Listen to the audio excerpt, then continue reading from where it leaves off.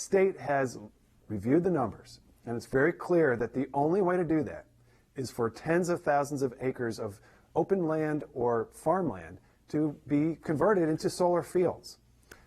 You know, it's not something we would want to do if we weren't in an emergency, but what alternative do we have? And so I have proposed that 1,800 acres of our 100,000 acre agricultural reserve should be open for solar. And doing that would enable us to power about 50,000 homes from solar power. So it would be the biggest single step we've ever taken to reduce our emissions as a county. It would be over a 4% reduction in our emissions when all 1,800 acres is built out. So, you know, it's that kind of thinking that I think is actually going to slow climate change and push against the crisis that we're in. But it's not easy. It's, you know, I know everybody wants someone else to solve the problem. That's why we have a problem, because nobody wants to pay the price. You know, I think we all think if we could just get a plug-in electric vehicle, that would help. It's not going to help that much if the power that is plugging your vehicle is from burning coal. So we have to think about the grid itself and how to transform the grid. So I'm excited about this. I know it's controversial. County executive is opposing it, but I hope we'll get it done. That is a lofty goal. It is a big proposal, and the ag reserve is precious to a lot of people, and people don't want it touched. Is this going to be something that farmers, if it does pass, that farmers would participate in on a volunteer basis? Sure, and we've heard from farmers who are supportive. I mean, some farmers are not, some farmers are. It has an acreage limit. So first of all, only 1,800 acres of the 100,000 acre reserve, but also the sites are only 10 to 12 acres. So the idea is a farming operation would just have a small piece that is solar. And then frankly, what that farmer then will have is a source of revenue to help with the, you know, making the numbers work on their farm. So I've heard from a lot of farmers who say they would love to be able to have a small solar operation.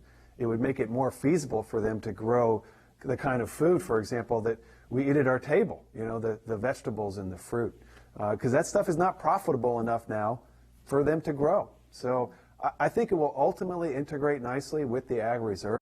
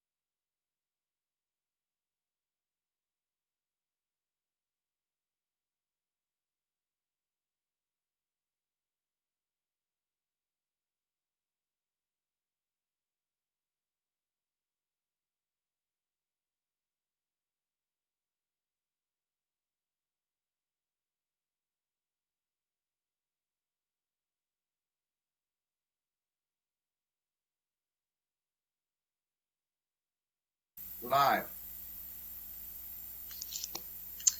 Well, good afternoon, everyone, and thank you for being with us.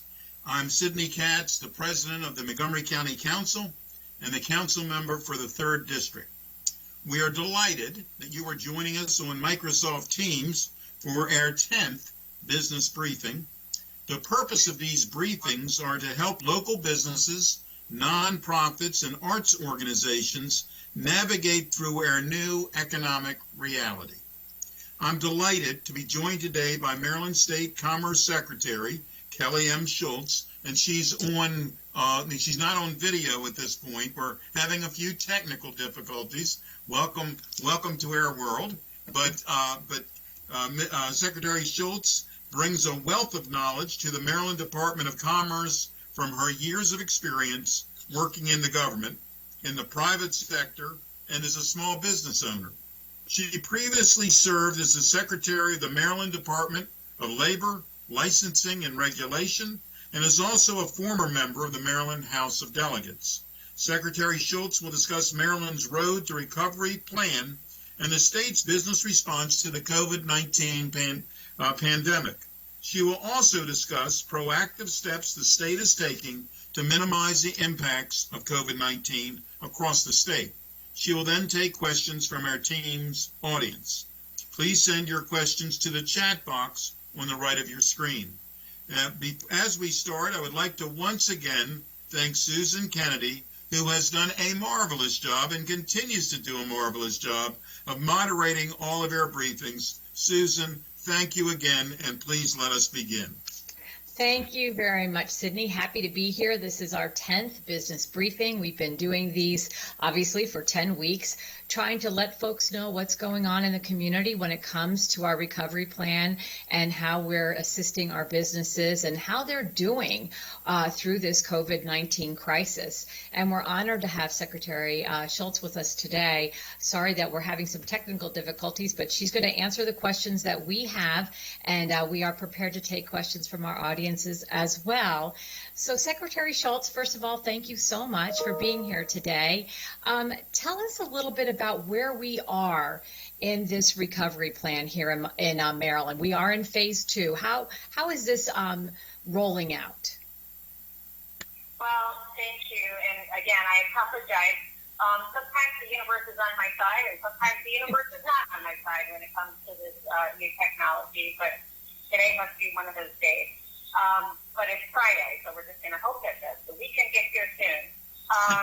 And I can see you guys, but I know that you can't see me, but it's great to, and Councilman, I very much appreciate the invitation and being able to update on what's happening with the roadmap to recovery. As you all know, we are in stage 2 of the governor's roadmap to recovery plan. All counties are currently at this stage. Maryland is doing really, really well. Our testing numbers are strong, with more than 11% of the state's population having been tested as of earlier this week. Our positivity rates are low, which is also good, but we are being very, very cautious and vigilant because of what we're seeing in other states. And we will continue to let the data and the evidence guide decisions about our reopening. For the most part, our business community is being a fantastic partner. But Governor Hogan emphasized the need to be firm and enforce compliance by those few bars and restaurants and other entities that may not be following the rules and putting their customers and their employees at risk. And we just want to emphasize that this is life or death.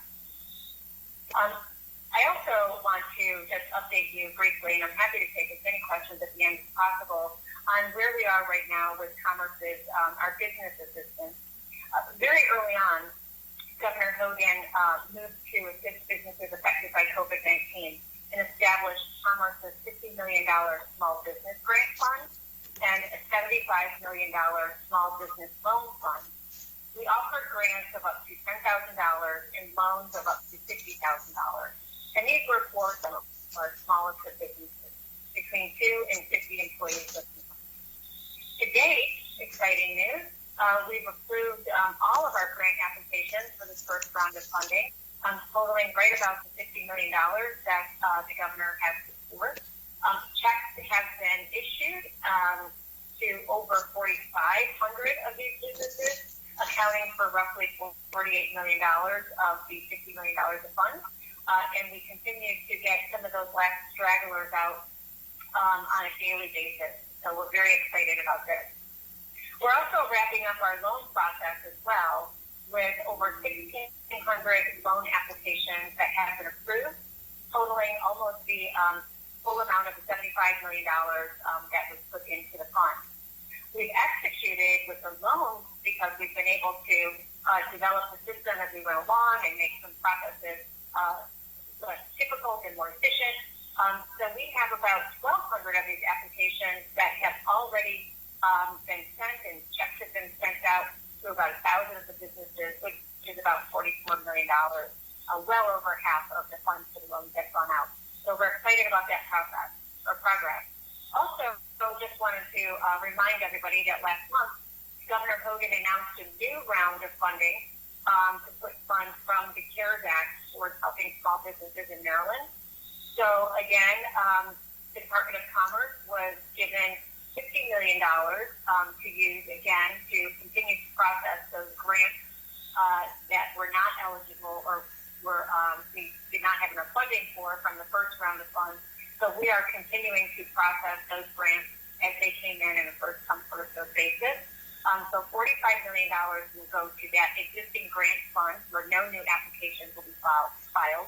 However, we have put $5 million into our MISDICPA program, which is for small businesses and disadvantaged businesses, and that's an existing fund that just today announced that they are going to start receiving applications for 0% interest loans starting on Monday, July 20th. So that is a fund that is for socially and economically disadvantaged entrepreneurs and businesses all across the state.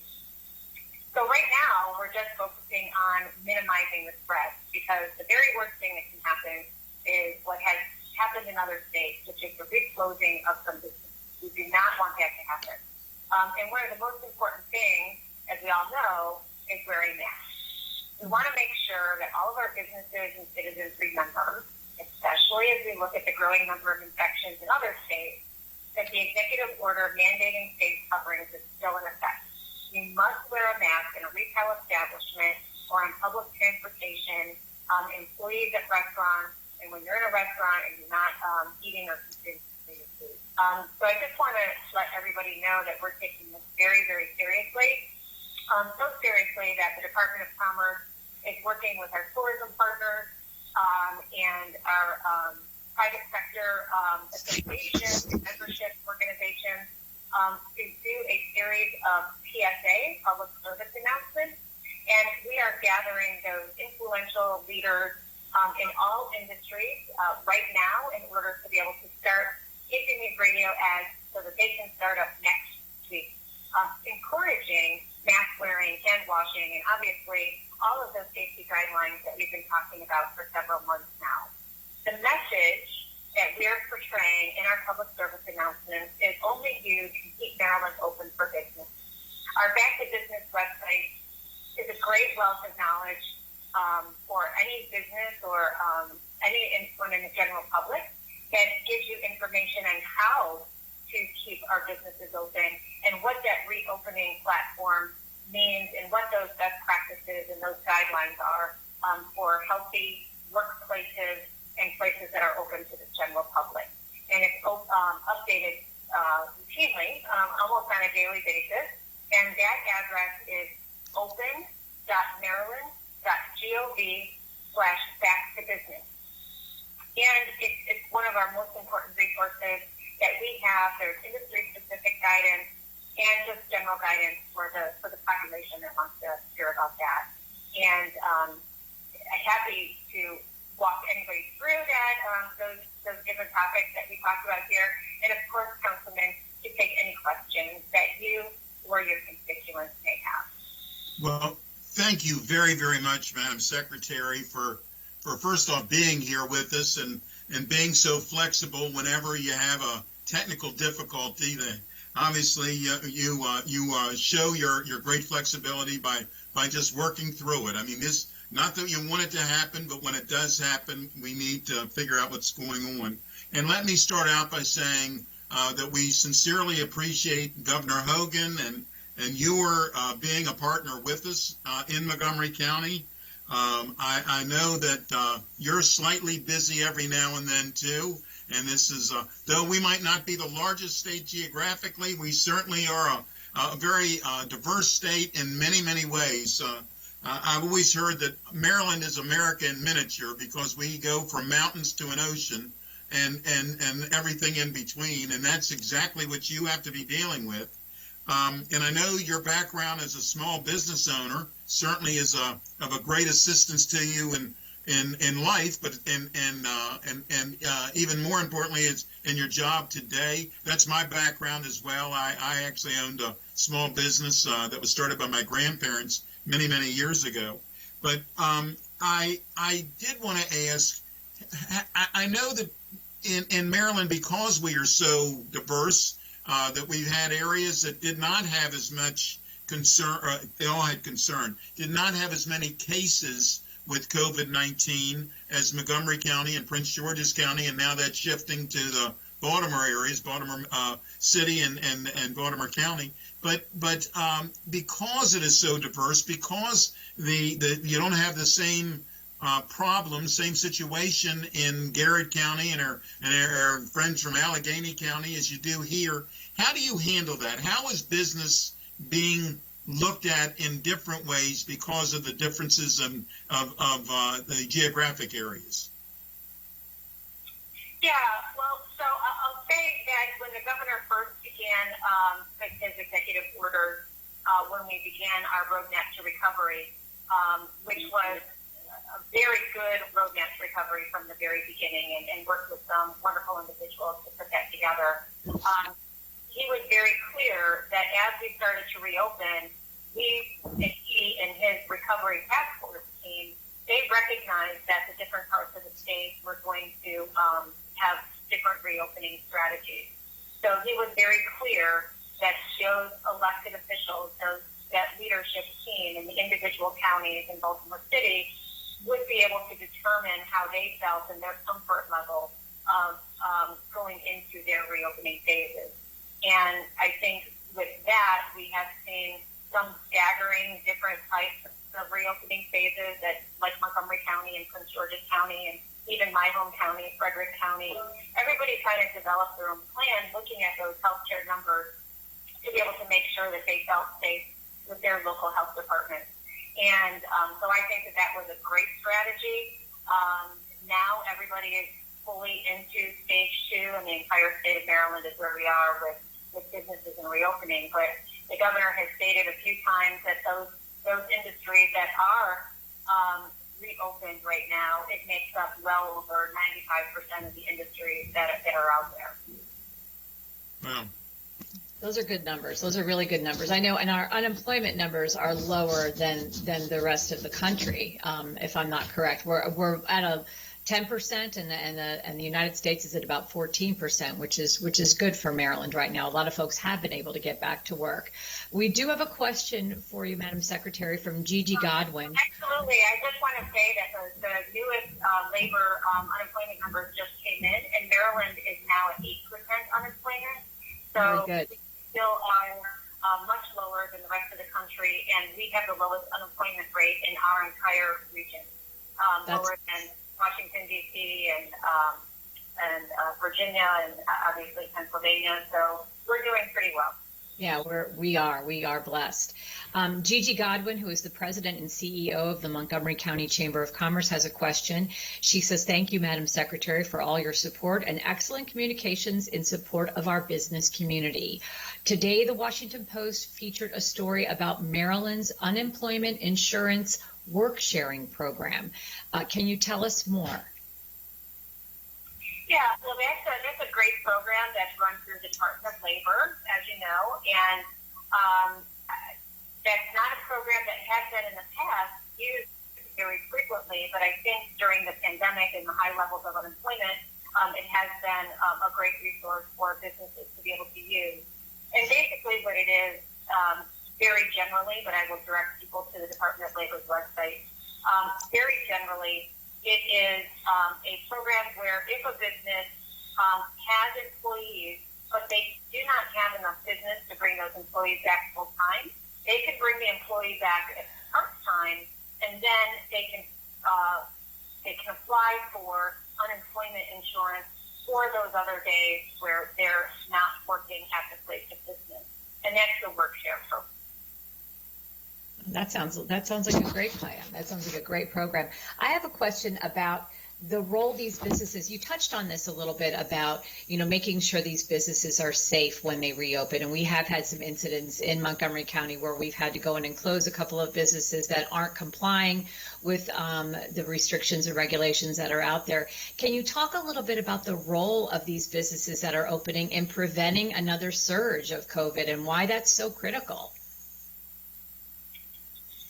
Yeah, so, when we first started the advisory groups, we wanted to put together different advisory groups so that we could talk to businesses, both small and large, geographically diverse, demographically diverse, and industries like manufacturing and construction and those personal services like the hair salons and the barbershops and the gyms and those professional services that occupy the office buildings. And we wanted to have, we put together 13 of them at the Department of Commerce who kind of drafted their own recommendations for the governor's recovery team for them to say, we are the business community and this is what we want to do to be a part of the reopening strategy and economic recovery. And because they know that without a good reopening strategy that's going to serve a longevity to the economy, then it's just not going to work.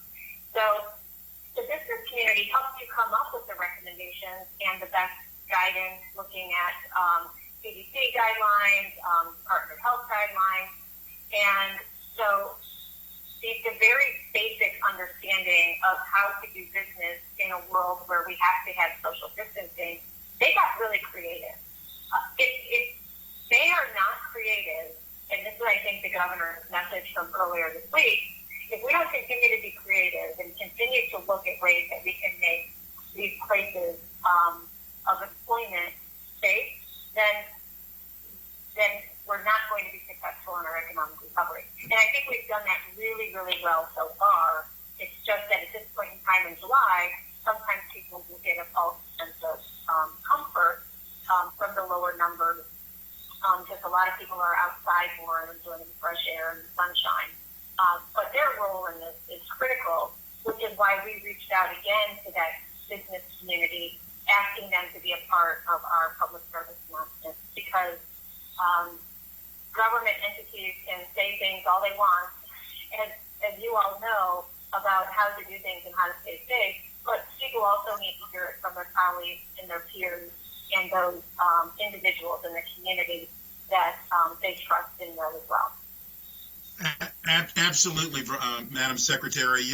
Montgomery County is using our CARES Act money for a variety of grants, just like the state of Maryland is, to try our best to keep businesses, especially small businesses and nonprofits and arts organizations in business. Because if we don't, we know that very few businesses can close for 3 months or 4 months and be strong enough to come back. I mean, in so many cases, the expenses continue and the revenue has stopped. And that's just something that even the best businesses can't overcome. So we appreciate everything that the state is doing. And as I say, the CARES Act money has been a great help to Montgomery County, though we wish and hope we'll get some more, which I know you and the state are also working on. But I do applaud you on the whole idea for the bringing someone back at least part-time. And I don't know how that works for the unemployment side of it, but at least somebody can come back to get their job back. And of course, when a business has been closed as long as some of ours have been, it's not a spigot. Just the fact that you're turning it back when it doesn't come back full blast. So we have to keep that in mind. And also, to your point about the various businesses, bars and restaurants and other businesses as well. We've seen it in Ocean City, where people are just too comfortable in some cases, and it's not a good business practice to have anybody get sick, especially their patrons or their employees. And when that happens, people are even more concerned, more afraid to come back to that business because they heard that someone got ill. And so we have to keep all of that in mind. This is the most complex issue that I have ever seen in my lifetime. I mean, this is not something that anyone has experience for, but I have to tell you very clearly, Governor Hogan and you, but candidly, Governor Hogan has really been a national leader on this, and it's certainly recognized by me and by many others how much of a during the worst of times, how comforting he has been. Mm-hmm. Well, and thank you for that, Councilman. I'll make sure that I relay that to him. He certainly has been a leader, and I would say, in the very beginning, in the middle of March, when we had to go into those shutdowns, those were excruciatingly difficult decisions for any governor to make. Mm-hmm. But I think particularly Governor Hogan, who has been a part of the small business world for his entire life, and understanding the devastation and not knowing how long we were going to be in this pandemic and the extent that it was going to have moving forward. I think we're very fortunate in Maryland on a couple of levels because, we acted quickly, we acted firmly. We wanted to be able to make sure that we flattened that curve. We put a big priority on his building blocks that he said, one, he needed to be able to assure himself and all of his Maryland residents that we had the PPE in place, that we had the contact tracing, that we had enough hospital beds if there was a surge, right? And so all of those building blocks were able to lead up to a place in Maryland where we have flattened our curve, right? And we are showing good numbers, and we are increasing the testing, and we're getting the message out there to everyone that going back into the business world and creating commerce can be safe for everyone. And it's for the general public, it's for the employees who are going to work every day, and everyone else. So that's why we're able to see the increase in jobs, right? So just in June, Maryland added over 68,000 jobs. Those are good numbers, right? And a large portion of that was our hospitality and tourism that started going back to work and being able to get people off of unemployment and being able to open up those businesses and creating more of that. So to see a decrease in unemployment, 2% over 1 month is exciting, but we want to still be cautious. Absolutely. What about those landlords who are the landlords of these businesses who probably aren't getting their rent right now? Do they fall under those grants that are out there and making sure that they get their rent so they don't have to evict these poor businesses that are hanging on by a thread? Yeah, so I know that the Department of Housing and Community Development has been working with those types of businesses. There's nothing specifically, on how to work both with commercial rentals and residential rentals. And so those are programs through the Department of Housing and Community Development. But the grants that we put forward in the very beginning through the Department of Commerce, there was no restrictions as to the type of business. So there was nothing to prevent that type of a business to apply for a grant or a loan through the state of Maryland. They just had to fit into certain categories of size requirements and the amount of income that they brought in, especially for the grant. In fact, nonprofits could also apply for those. And similarly, at the federal level, we have to understand how critical that has been for our business community as well.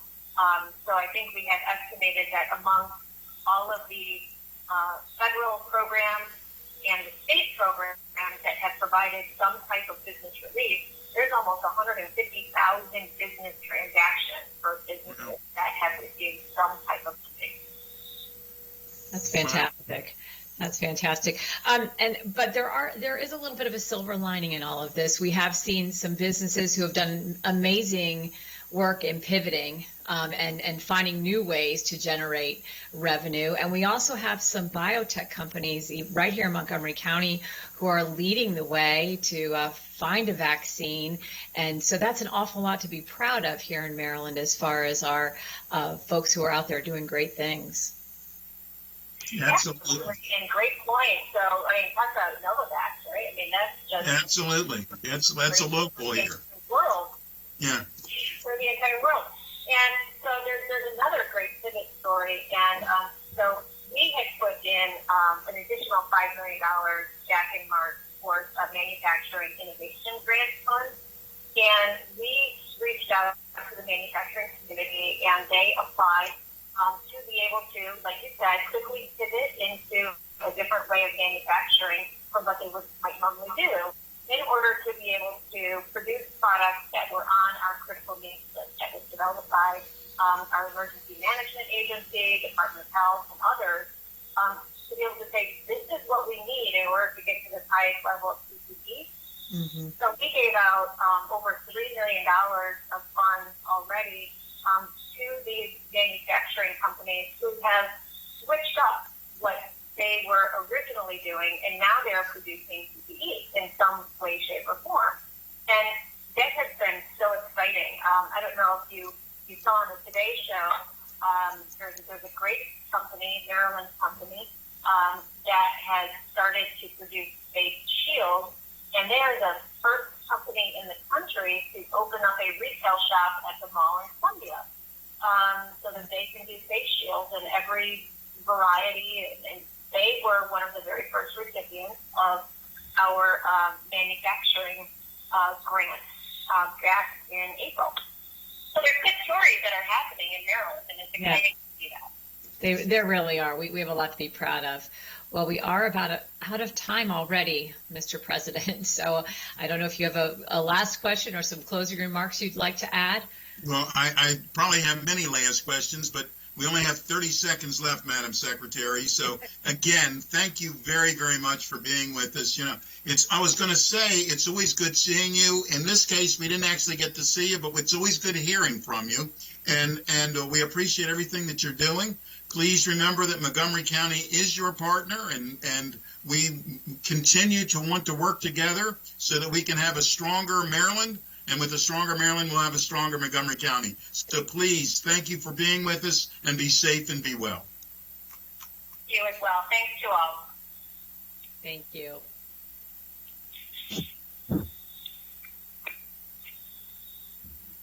Okay. New high-rise housing. And we have got to change the game for development in metro sites, because if there is one place that we can all agree we want as much housing as possible, it is on top of a metro station.